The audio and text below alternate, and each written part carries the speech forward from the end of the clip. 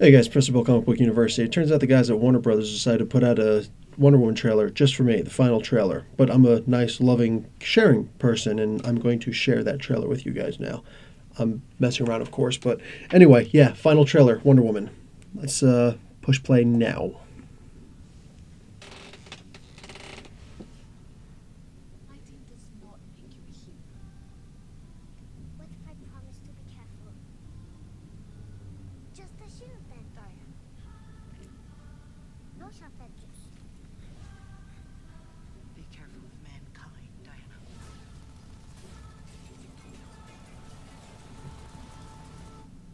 I do not deserve you. Told me the story.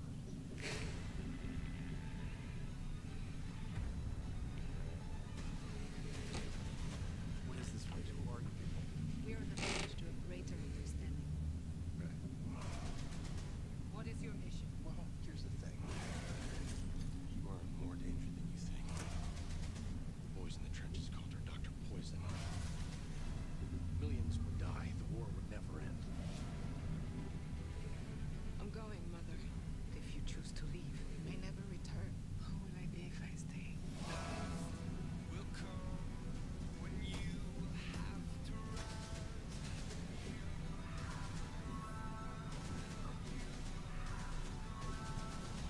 To the war.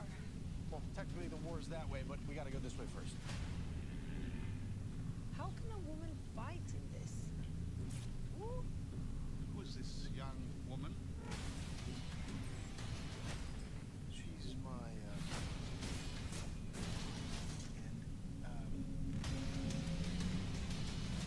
Diana, Princess of the Myth. Prince. Diana Prince.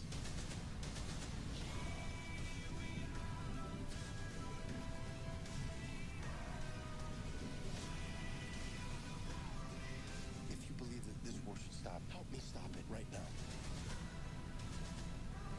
What are you? You will soon find out.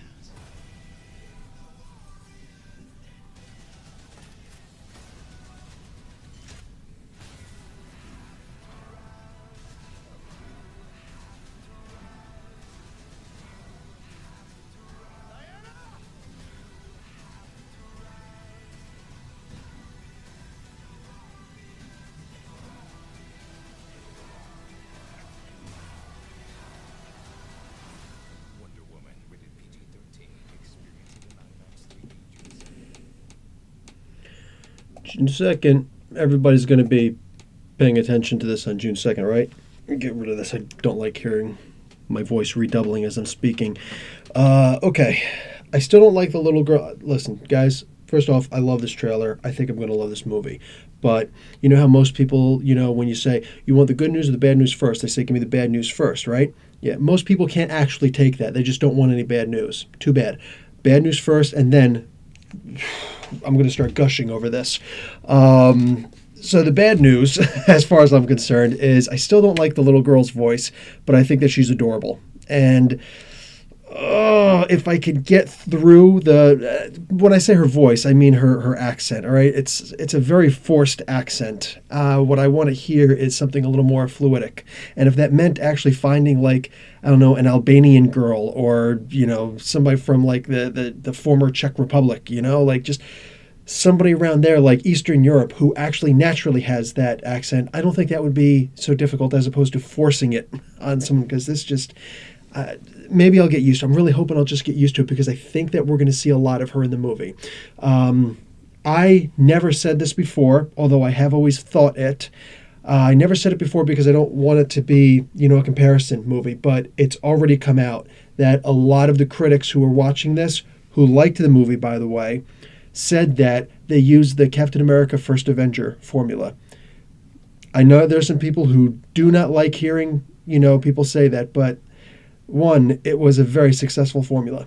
Okay, so I don't see the problem with doing that. Plus, she did have the same origin in the comics as Captain America. Not like, precise, but she started off, she was an answer to World War II. Here, they're just going to move her back to differentiate a little bit to World War I, which is a good thing, because when you're using somebody like Dr. Poison, even Hitler got mustard gassed, although apparently he he milked it a lot. It was like, oh, I got it much worse than I actually did. Yeah, whatever. But so I'm actually pretty cool with the idea that they're going to follow that formula. So that means that the first half of the movie will probably be on Themyscira, which is, it's probably going to be one of those things where, because like I myself felt that the second half of Captain America, the First Avenger, was good. It was good, but I just loved the first half so much, where you got to see the world building, you got to see who Steve Rogers really is. Well, over here on this side, I think it's going to be the exact same thing. Well, at least a similar sense that I'm going to love the Themyscira scenes. I think I'm going to just want to just cast everything away and just go to Themyscira. Yeah. I'll talk those hot chicks into being cool with, Big Daddy Cool here.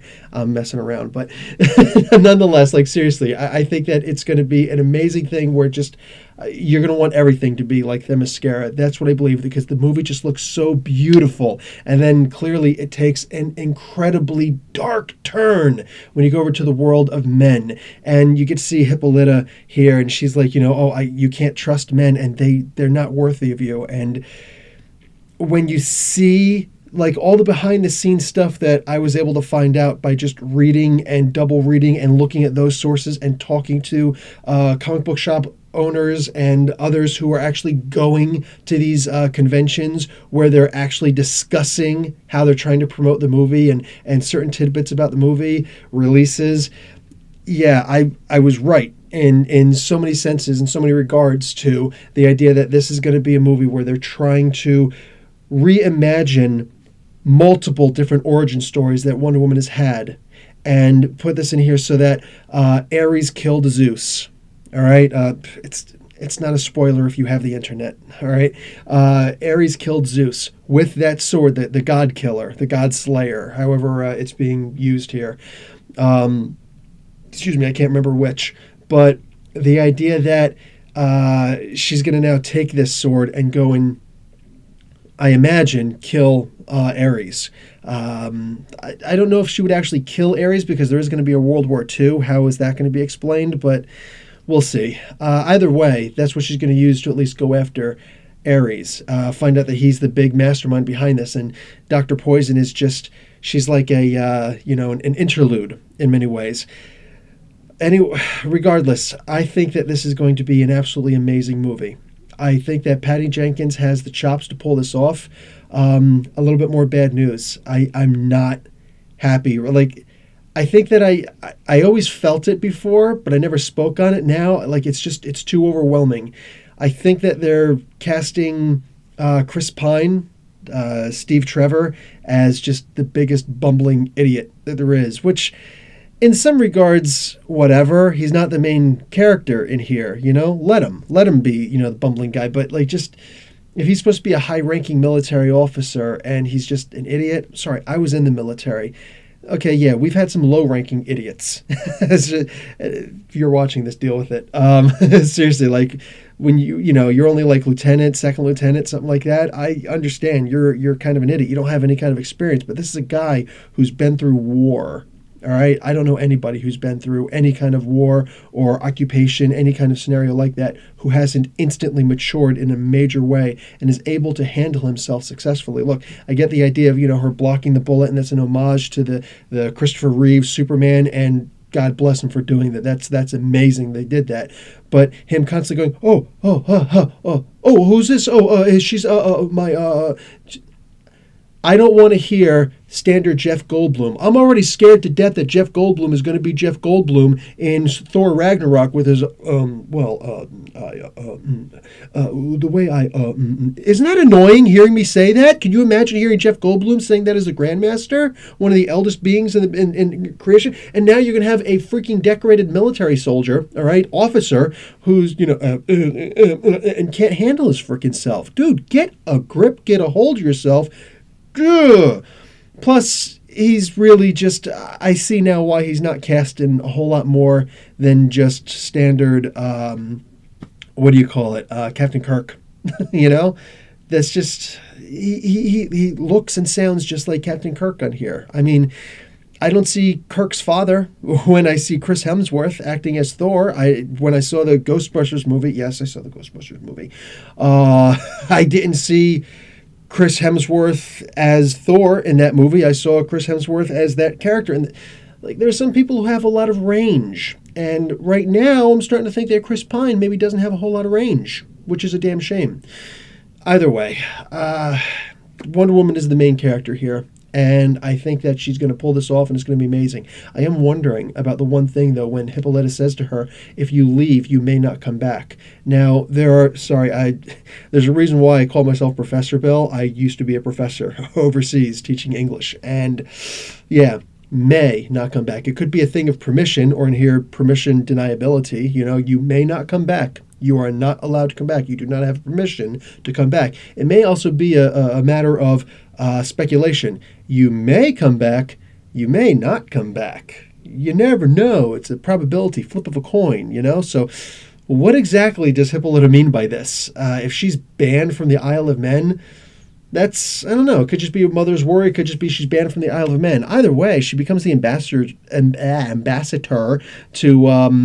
Themyscira later on by the Batman vs. Superman movie, right? So it's not that big of a deal, I guess. It's just, I wonder, is she facing banishment to leave? It looks like it, because she's sneaking in to get all that good stuff, all the goodies, all the treasures. She just needs to grab a Link boomerang. Oh, wait, she's got the tiara.